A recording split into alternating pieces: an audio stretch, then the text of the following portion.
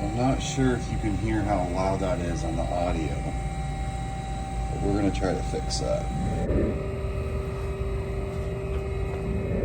Alright, so what I'm doing right here is showing you where the knobs are on the furnace. You twist them, pull that panel towards you, and that lower panel will come off. Just set that to the side. You're going to want that later. No idea what I'm pointing at. It's a TRANE furnace XR95. Oh, that's right. Lift up on the upper panel, and then you can pull it out. Just pull up, pull out. Set that off to the side. You know, obviously you're going to have to put that back later. That's the inducer motor that I'm pointing at. There's a hose clamp in there. I believe that was a flathead. You could use a nut runner. There's a bolt there, and a bolt there. There's 3 that you're going to need to remove, plus that hose clamp. Unplug the connector.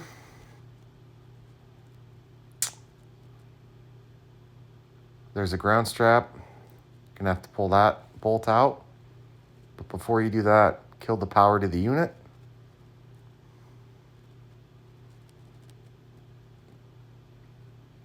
That white cable there, that needs to get disconnected. I couldn't do it with one hand, so I had to stop the video. So after you get your inducer motor out, that's what it's going to look like behind it. This was the Permatex RTV I used. I put a little bead on the back of it. I slid it back into place. I put the 3 bolts back in. Connected the wires. Put the plug back in. I think I struggle with this a little bit. I'm not sure if it's directional. I just put it back in the way I thought it went. Hopefully I got it right. I guess time will tell. I don't know. As you can see, it's very hard to record with one hand and try to plug stuff in with the other. But we ended up getting it. There's the old thumbs up. There's a rubber hose down below. There's a clip. That needs to get removed before you pull the inducer motor.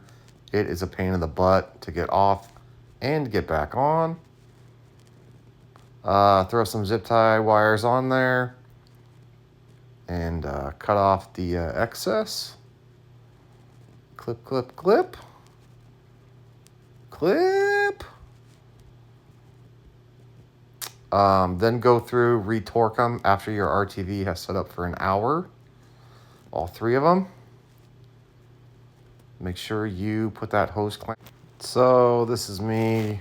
Just put the panels, access panels back in.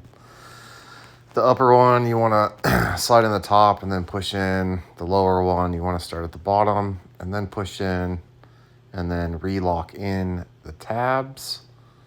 I don't think I really showed getting the inducer motor out, but after you remove those 3 bolts, it's fairly simple. Just remember to disconnect that rubber hose that I forgot to mention earlier in the video, and you should be good to go. Also, remember, kill the power and don't turn the power back on until it's been 24 hours and that red RTV Permatex has set up. And you should be good to go.